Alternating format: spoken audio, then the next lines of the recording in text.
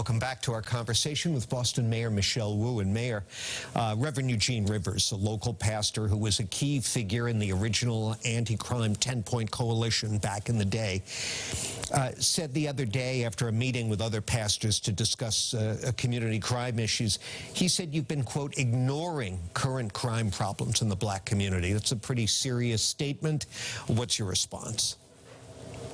Nothing else matters in our city if people don't feel safe and welcome in their homes, in their own communities. And so we will not stop until violence is eradicated from the city.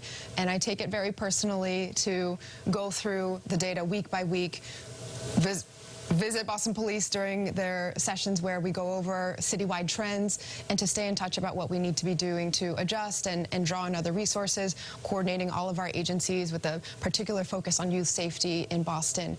I know that the feeling of trauma when there is a particular incident, and particularly in some of the recent incidents that we've seen, which have just been devastating with the age of victims lost and unnecessary lives taken from families, that it can just feel like we are continuing to fight against a wave of such magnitude. The reality is that the numbers do show that Boston is headed in the right direction. Last year, compared to the year before, our crime numbers were actually down as a whole and well below the 5-year average. And this is against a trend where in many cities around the country, these incidents are actually increasing. We're going the other way, and that's because of decades of partnership and really focusing on community policing and understanding that violence is a symptom of many other destabilizing factors in our community. That doesn't mean that we can reset the clock every year and check only based on data, because every community member who experiences this and relives the trauma every time a new incident is in the news, that is something that just ripples out in community and redoubles against itself. Well, what would you say is the single most important thing you're doing to push back on this? We are working closely to coordinate all of our resources. There is a lot of good happening in Boston in all different sectors: public safety, public health, community advocacy. We need to pull it all together and have a coordinated strategy. Because this was the so-called Boston miracle of the 90s, was this joining together of probation, police, social workers, all different agencies working together, and then it kind of slipped away, didn't it? We saw a lot of progress and changes and transitions, and today we're dealing with many of the similar themes, but in a different context. The pandemic really destabilized so much. Resources that had been in place, infrastructure that had been in place, dismantled, rightly so, because everyone was focused on saving lives for public health and delivering food rather than after-school programs, which weren't safe in person. And so we're rebuilding many of those pieces while also understanding the depth of mental health need that is present in our community, especially in young people, the increase in ease of access to weapons all across the country. And so we need to adjust these strategies, but keep building on that successful model.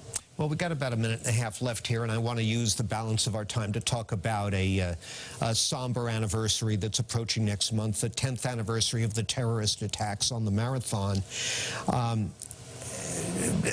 I know you wanted to talk a little bit about what the city has planned in terms of volunteerism, and I want you to do that. But just briefly, you know, out of that horror, there came a popular phrase, Boston Strong, and that was a reference to the city's resilience in the face of the attacks. In the following years, it was taken by some as a broader statement of the city's unity and willingness to step up and rally behind each other. Here we are 10 years later. Do you think that we are Boston Strong in that way? I think it's in our DNA and ethos as a city that we look for ways to take care of each other rather than look away from hard situations. And that was true certainly in April of 2013 when those bombs went off. That has been true in the pandemic as never before. Coordination and major actions happened because we knew we needed to do it, and that remains true in tackling the issues in front of us now. What are you planning for the anniversary? On the actual anniversary, April 15th, which is a Saturday, there will be a commemoration in the morning with family members of those who were lost. We will have a larger ceremony at the finish line with community runners, with first responders, with the healthcare institutions and providers who are all part of that response 10 years ago, but also make sure that we're looking forward to what this means for our continued resilience and strength and growth as a city. We'll be watching closely. It certainly hits home around here because, of course, we were down there at the finish line. WBZ was, and a lot of our employees were present at the atrocity. So certainly, like I say, a somber anniversary. Mayor, thanks. Come back again soon, please. Thank you for having me. Good to see you.